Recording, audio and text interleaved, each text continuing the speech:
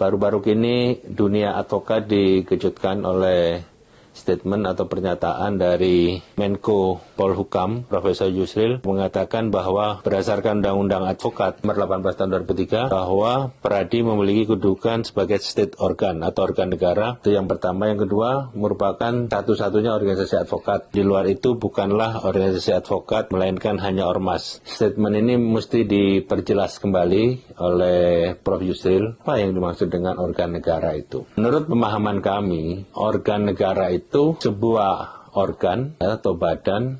Kalau itu organ negara, berarti inisiatif pendiriannya dilakukan oleh negara.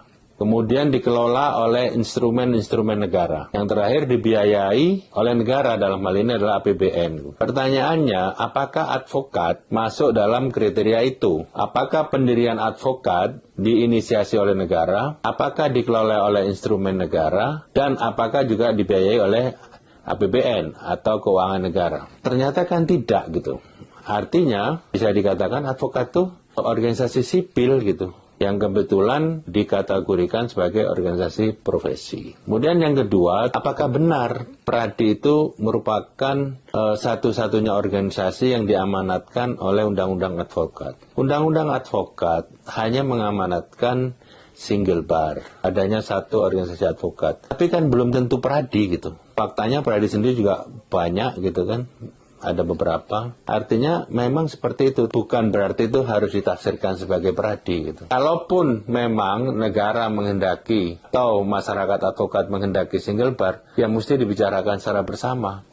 Dimusyawarahkan kembali, melibatkan semua elemen advokat. Dulu kan pembentukan Peradi itu hanya melibatkan 8 organisasi advokat yang dianggap mewakili semua anggota advokat. Dan dalam perjalanannya, 4 organisasi pendiri juga menyatakan keluar dari Peradi itu. Jadi legitimasinya pun juga sudah berkurang. Artinya fakta yuridisnya bahwa memang tidak semua organisasi advokat itu atau anggota advokat secara personal merupakan bagian dari Peradi. Itu yang mesti kita dudukkan terlebih dahulu. Kalaupun memang mau dibuat seperti itu, ya tadi libatkan semuanya. Tidak sistem paksaan, tidak secara otoriter gitu ya. Kemudian yang berikutnya, kalau kita melihat keluarnya SKMA tentang penyumpahan, itu kan sebenarnya merespon sebuah realitas di masyarakat, terlihat dalam hal ini masyarakat advokat, yang membutuhkan saluran untuk memperoleh akses atas pelantikan atau pengukuhan dirinya sebagai advokat gitu.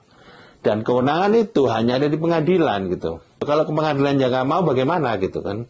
Maka Mahkamah Agung kemudian berinisiatif mengeluarkan SKMA itu sebelum keluar putusan Mahkamah Konstitusi. Mahkamah Konstitusi juga tidak mengamanatkan satu badan atau satu organisasi berfungsi sebagai satu-satunya asosiasi bagi advokat. Sekarang yang terpenting adalah bagaimana merespon keadaan yang ada di negeri ini, bahwa faktanya banyak organisasi advokat. Tentu kualifikasinya macam-macam ya. Ada yang sekedar nama, ada yang sekedar punya anggota, ada yang punya aktivitas, ada yang berkembang dan lain sebagainya. Biarkan saja mereka mengikuti hukum alam. Yang tidak mampu pasti akan gugur atau bergabung kepada yang lain. Nah, beberapa waktu sekitar seminggu atau 10 hari sebelum pergantian kabinet, kami berjumpa dengan Deputi Menko Polhukam. Berdasarkan informasi yang kami terima, pemerintah sudah menyiapkan PP, tepatnya rancangan peraturan pemerintah, yang mengatur tentang Dewan Advokat Nasional. Di mana adanya Dewan Advokat Nasional ini,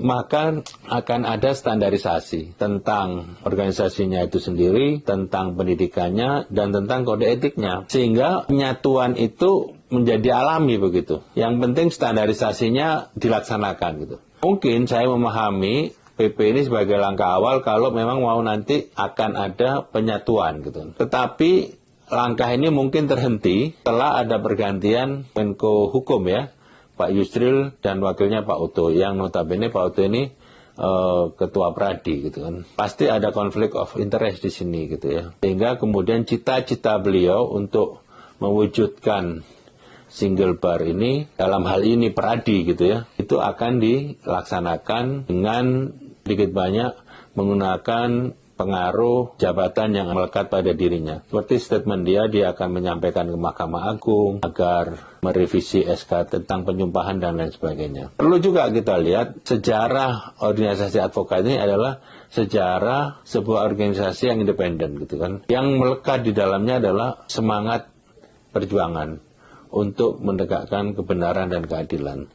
Jadi ini hendaknya menjadi pertimbangan, menjadi inspirasi bagi para pihak, terutama para stakeholder, dalam mengambil sikap, dalam mengambil putusan berkaitan dengan sikap pemerintah, berkaitan dengan akan adanya organisasi advokat yang bagaimana, yang multi barkah atau yang single bar. Itu soal pilihan. Yang penting adalah outputnya. Outputnya bermanfaat nggak buat negara, buat masyarakat, dan buat organisasi advokat itu sendiri. Jadi menurut kami berharap ya, Prof. Yusril, Pak Menko, hendaknya menjadi bapak bagi semua elemen masyarakat umumnya dan masyarakat advokat pada khususnya. Jangan melakukan hal-hal yang sifatnya intervensi atau memaksakan kehendak. Kesannya Menko ini dalam tanda petik dimanfaatkan oleh Wamen Pak Oto gitu kan. Nah, saya pikir itu akan lebih arif dan bijaksana seandainya Pak Yusril bisa menahan diri. Kemudian untuk Pak Oto sendiri, mungkin tidak ada aturan yang melarang seorang ketua organisasi advokat menjabat